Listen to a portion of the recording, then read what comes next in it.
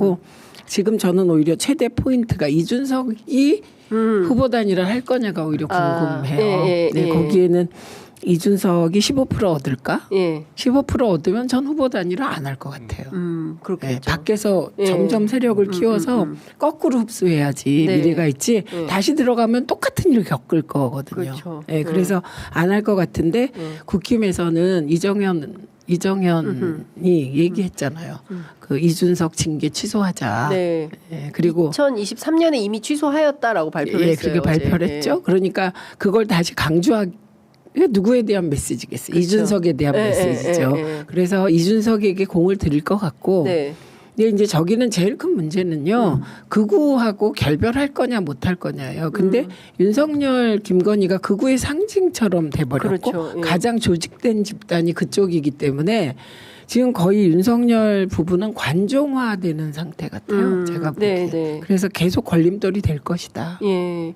그런데 지금 말씀 주신 대로 도대체 어디부터 어떻게 그러니까 이준석 한동훈이 오려면 극우와 결별을 해야 되는데 극우가 지금 한 다리가 묶여 있는 거잖아요. 정광훈이 키우고 윤석열이 미는 후보가 김문수 후보기 때문에 이쪽을 끊어낼 수가 또 없는 거예요. 왜냐하면 이쪽 지지층도 끌고 가야 그나마 유지가 되니까. 그렇게 되면 사실은 선거 판도는 지금 뭐 거의 변함이 없잖아요. 네. 김문수 후보가 사실은 30% 후반 정도의 득표를 해야 그냥 자기 표 찾아먹는 정도의 수준이 되는 건데 그걸 못할 가능성이 점점 커져요. 그러니까 거의 30% 후반을 못하고 30% 초반이나 뭐 어쩌면 앞에 일부 여론조사처럼 앞에 이자를 다는 순간에 그 얘기는 뭐냐면 이준석 후보가 선거후보 버전 다 받는다는 얘기거든요. 결국엔 그렇게 될 수밖에 없잖아요. 그러면은 지금 단일화를 할 이유가 없는 거죠.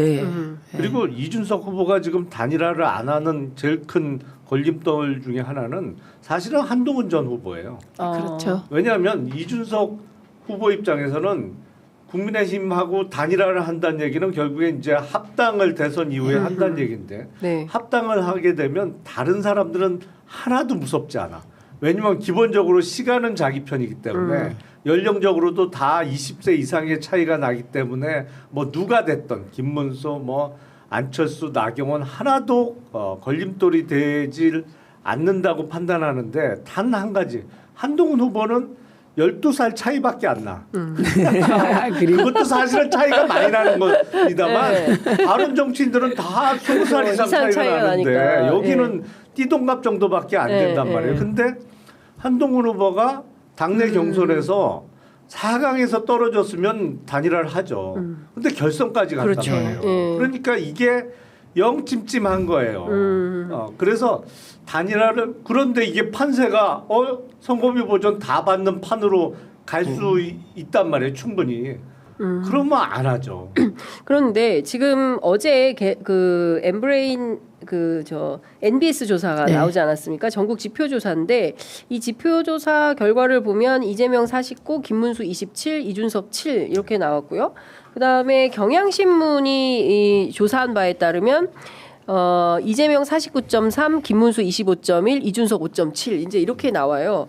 그래서 15%는 뭐 물론이고 10%를 넘을 수 있겠냐 이런 게 관전 포인트 중에 하나던데요.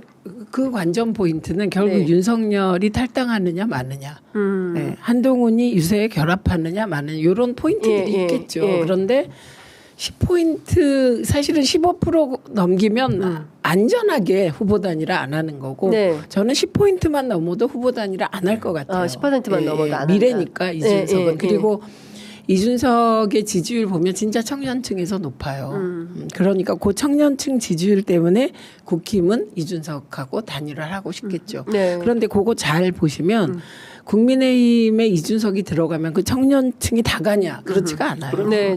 그래서 저희가 이거 시뮬레이션한 자료를 계속 돌려보면 저희 지역구 돌려보면 이준석하고 둘이 단순 합산. 단순 합산하면 그게 뭐 한 36% 이렇게 돼요. 단순 합산. 그런데 1대1로 붙이잖아요. 예. 김문수로 흡수해서 예. 1대1로 다시 붙이면 그게 33 정도로 줄어요. 네. 그러니까 그게 그렇게 그러니까 단순 합산으로 이제 이준석이 9다.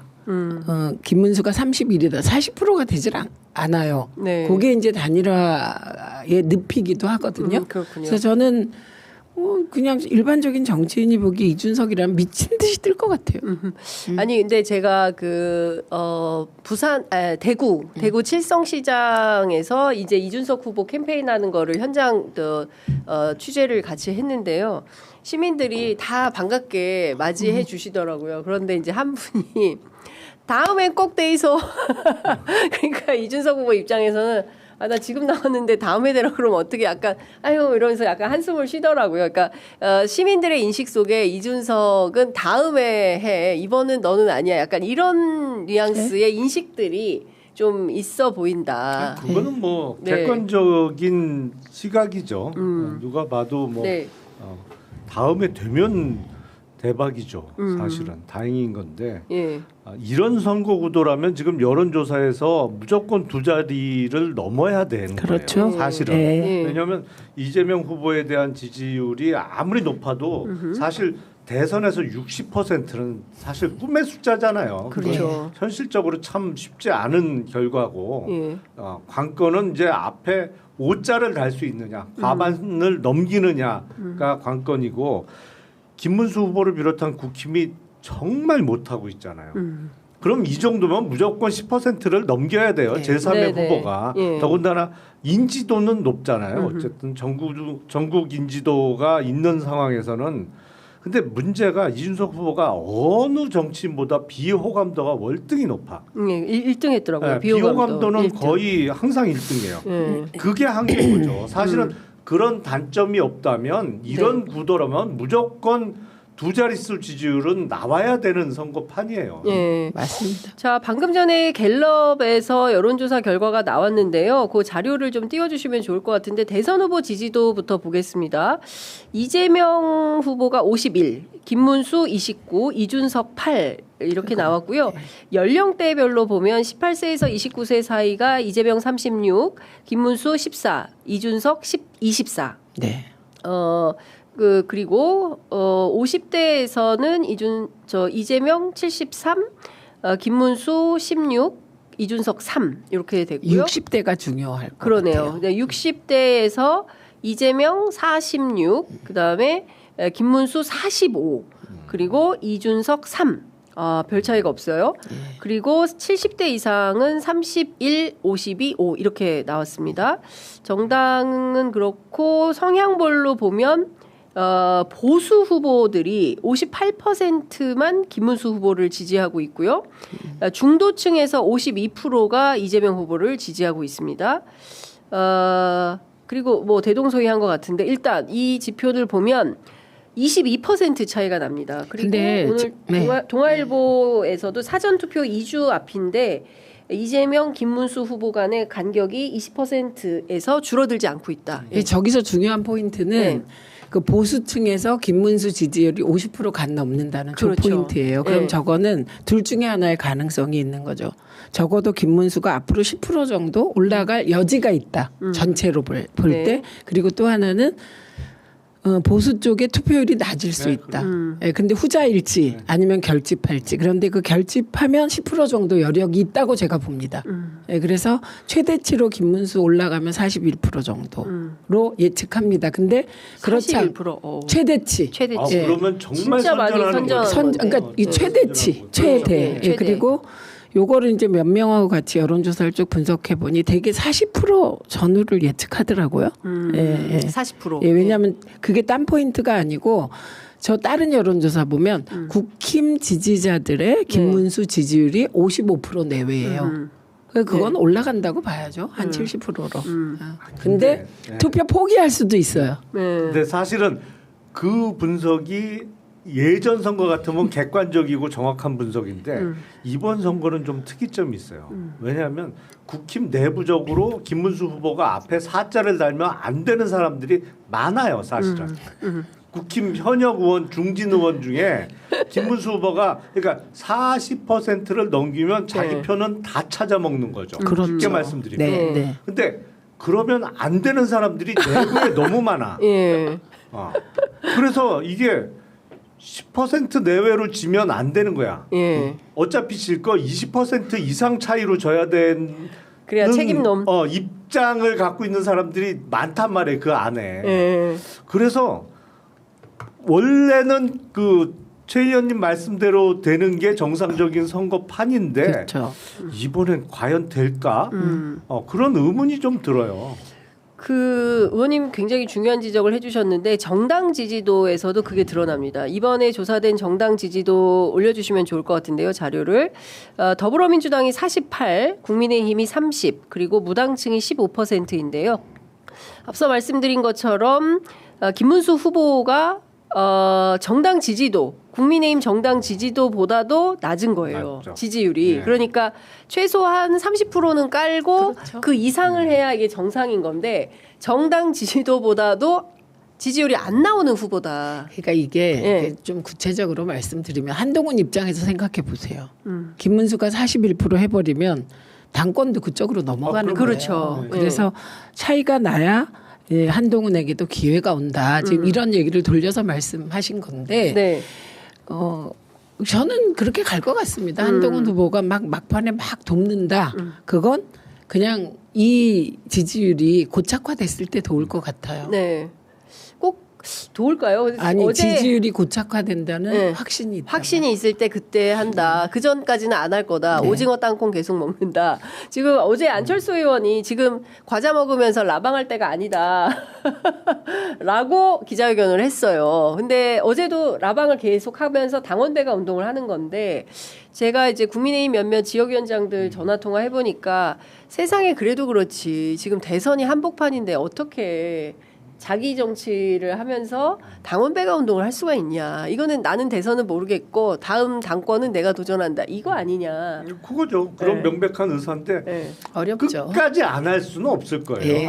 끝까지 안 하면 네. 다음에 어떤 전당대회나 뭐 당내 선거에 출마했을 때 네. 당원들의 반발이 있을 수밖에 없거든요. 그래서 막판에 이제 하는 척은 좀 할 수밖에 없을 상황이 올 텐데 네. 그건 뭐 말씀하신 대로 판 다 정리되고 별 의미 없는 예. 그런 때 나타나겠죠. 예.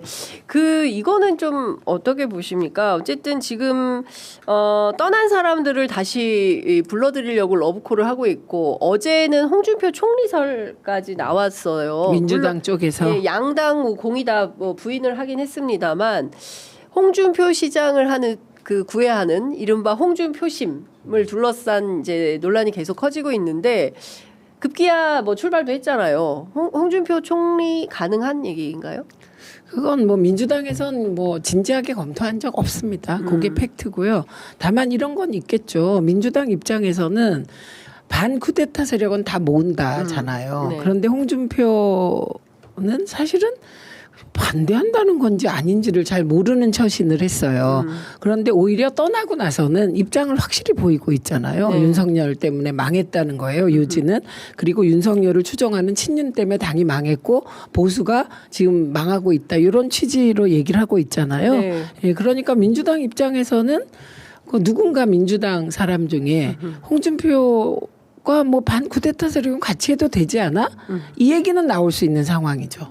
그러나 그런 게 성사되려면 네. 또 내부에 많은 고민이 있고 또 지지자들의 입장도 중요하잖아요. 예, 그러니까 공식적으로 진지하게 뭐 얘기된 거 전혀 없습니다. 아 그래요? 예.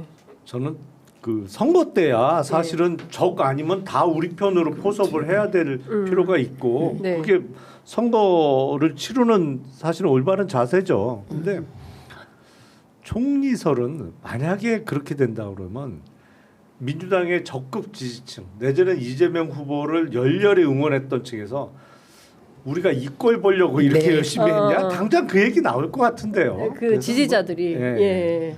당연하죠. 근데 그러니까 최근에 막 노무현 대통령 따라서 꼬마 민주당 갈 걸 뭐 그랬으면 내가 이 꼴 저 꼴 안 볼 텐데 뭐 이런 회한도 털어놓기도 해서 그거는 그냥 회한이라기보다는 네. 그건 불가능한 얘기고 그러니까 지금 이 상황에서 홍준표가 가장 몸값을 올리는 방법이 뭐겠어요.